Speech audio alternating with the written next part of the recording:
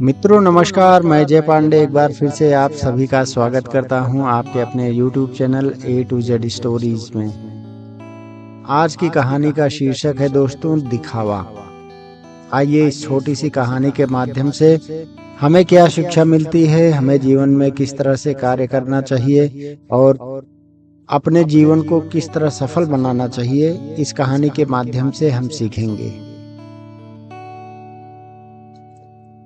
अरे राजू भैया, किस ख्यालों में बैठे हुए हो?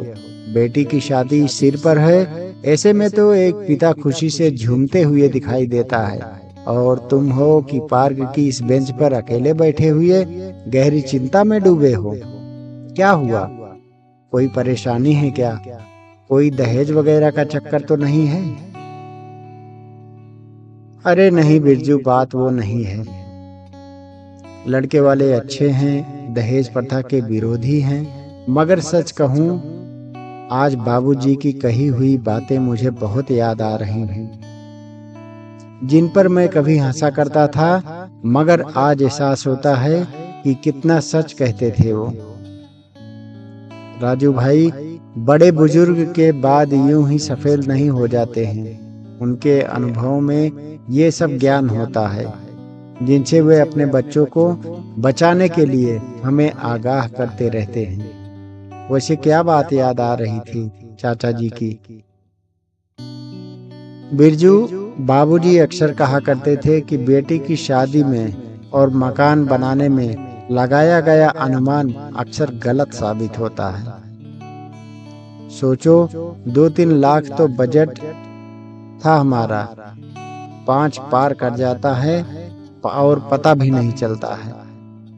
मैंने भी गीता की शादी के लिए अपना बजट तय किया हुआ था, मगर मेरे अनुमान से लगाए गए सब खर्चे अचानक से बढ़ गए। मेरे खर्चों का पूर्वानुमान गलत निकला यार।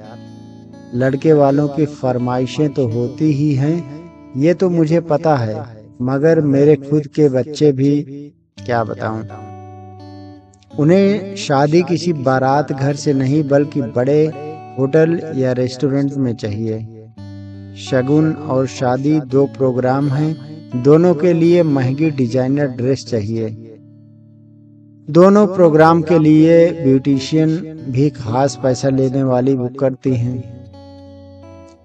यार, जब मैं अपनी हैसियत की बात करता हूँ तो सब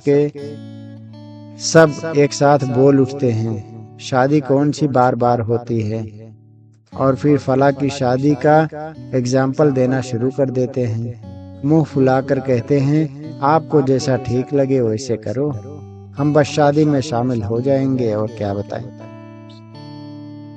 अब सोचो यार, हमारे खुद के बच्चे ऐसे कहेंगे तो हम क्या कर पाएंगे।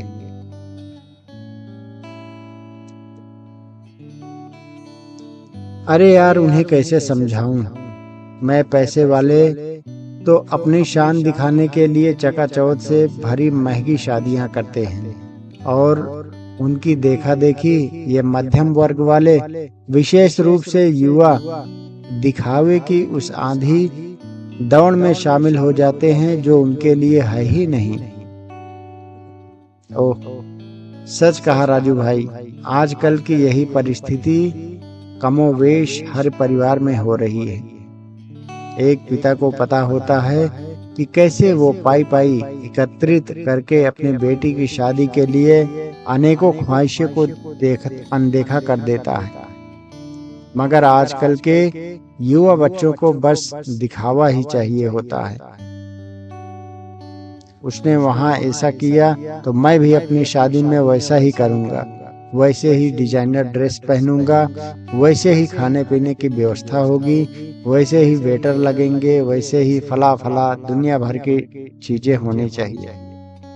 चाइनीज फूड होना चाहिए, कुछ गेम्स होने चाहिए, और तो और ड्रेस कोड तक सबका एक ही होना चाहिए। खैर, अब क्या सोचना है, और आपने क्या सोचा है? सोचना क्या है बिरजू, अपनी भविष्य निधि संजोकर रखी थी कि बुढ़ापे में काम आएगी, वही रकम निकालने का फॉर्म भरने जा रहा हूँ।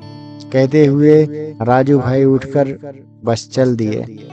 वहीं बिरजू पार्क की बेंच पर बैठे हुए बुदबुदाने लगा। सच है भैया, बाहर वालों से लड़ना आसान है, मगर अपनों से लड़ना बहुत ही मुश्किल है। दोस्तों, इस कहानी से हमें क्या शिक्षा मिलती है? सोचिए, आप भी सोचिएगा जरूर। लोगों के कहने पर नहीं, उनके दिखावे से नहीं, आपकी चादर कितनी है ये आप और आपका परिवार बखूबी जानते हैं। और किसी दिखावटी पन में पैर इतना मत पसारिए कि चादर छोटी पड़ जाए। अगर मैं कम शब्दों में इस वीडियो में आपको कुछ कहना चाहूंगा तो बस यही कहूंगा कि बड़ी बात मानना ना मानना आपके विवेक पर निर्भर है, लेकिन अपने परिवार की हैसियत और औकात आप जानते हैं। अपने पिता के अरमानों का आपको सम्मान करना चाहिए। आपके पिता ने किस तरह से आप लोगों को पढ़ाया लिखाया, किस तरह से आप लोगों को एक काबिल और अच्छा इंसान बनाया। हाँ, अगर आप कमा रहे हों, तब शादी कर रहे हों, तो आप अपनी कमाई से खूब पैसा खर्च कीजिए, कोई दिक्कत नहीं। लेकिन अगर आप अपने पिता के भरोसे हैं, तो आप अपने पिता माता पिता के बारे में, अपने भाई बहनों के बारे में सोचकर ही उनका पैसा खर्च करवाइएगा।